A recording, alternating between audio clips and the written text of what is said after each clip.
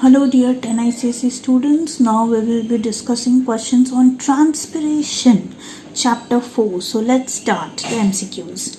In the mechanism of opening and closing of stomata, the important factor is the presence of chloroplast in the guard cells, the turgid and the flaccid state of the guard cells. Yes.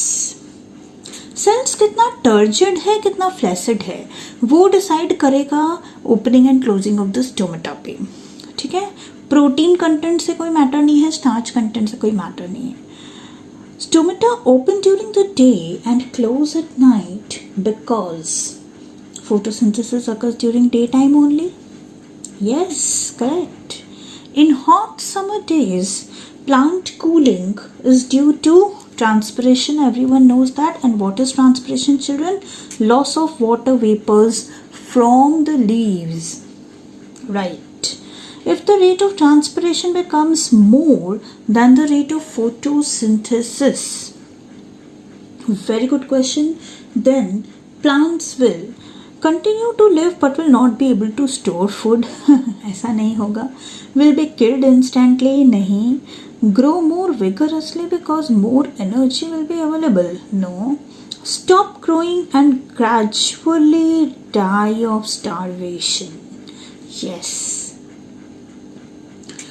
देखिए, पानी ही जीवन है बोलते हैं ना, तो अगर transpiration से सारे पानी निकल जा रहे हैं प्लांट्स के अंदर से, ठीक है, तो फिर और पानी फोटोसिंथेसिस में भी चाहिए, ये भी आप याद रखिए.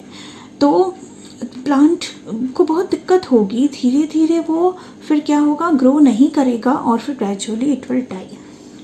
पर इंस्टेंटली डाई नहीं होगा. सो ऑप्शन बी नहीं होगा, option D is a correct option. Transpiration is low during the storms due to presence of moisture in the wind.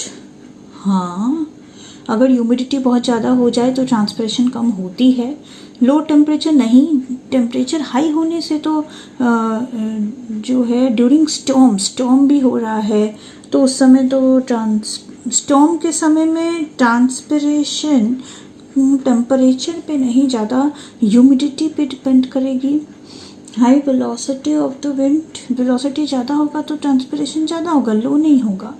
And none of the above. तो फिर I think presence of moisture in the wind is a correct option. इसकी humidity एक बहुत important factor है जो transpiration decide कर रहा है. स्टॉर्म के समय तो नॉर्मल टेम्परेचर रहता है ना. Transpiration pull will be maximum under which of the following conditions? Open stomata, dry atmosphere, moist soil. हाँ, ये हो सकता है. Transpiration pull is maximum when stomata is open. Correct. Atmosphere dry है तो बहुत ज़्यादा होगा ही transpiration, तो pull भी ज़्यादा होगा. और soil भी moist है तो ज़्यादा capillary action हो रही है, plant पानी खींच रहे हैं. ये तीनों ही फैक्टर फेवरेबल है. बाकी फिर भी आप चेक कर लीजिए कि ओपन स्टोमेटा हाई ह्यूमिड नहीं, ह्यूमिडिटी हाई होगी, ये दो ऑप्शन तो हट गया. ह्यूमिडिटी हाई होगी तो ट्रांसपिरेशन होगा ही नहीं, कम हो जाएगा. और स्टोमेटा क्लोज होगा, एटमॉस्फेयर ड्राई है पर ड्राई सॉइल है तो पानी ही नहीं खींच पाएगा प्लांट, और स्टोमेटा भी क्लोज है तो ट्रांसपिरेशन कम होगा. तो option A is a correct option over here. Plants loose water by guttation when rate of transpiration is high. नहीं, ऐसा नहीं है. When soil is wet and atmosphere is humid. हाँ, wet soil में और humid atmosphere में जो है गटेशन होती है, ये इम्पॉर्टेंट फैक्टर है. ड्राई सॉइल और एटमॉस्फेयर ड्राई नहीं, वेट सॉइल एटमॉस्फेयर ड्राई नहीं, दोनों फैक्टर होना चाहिए. Guttation is elimination of excess water from plants through हाइड्रोथोड्स.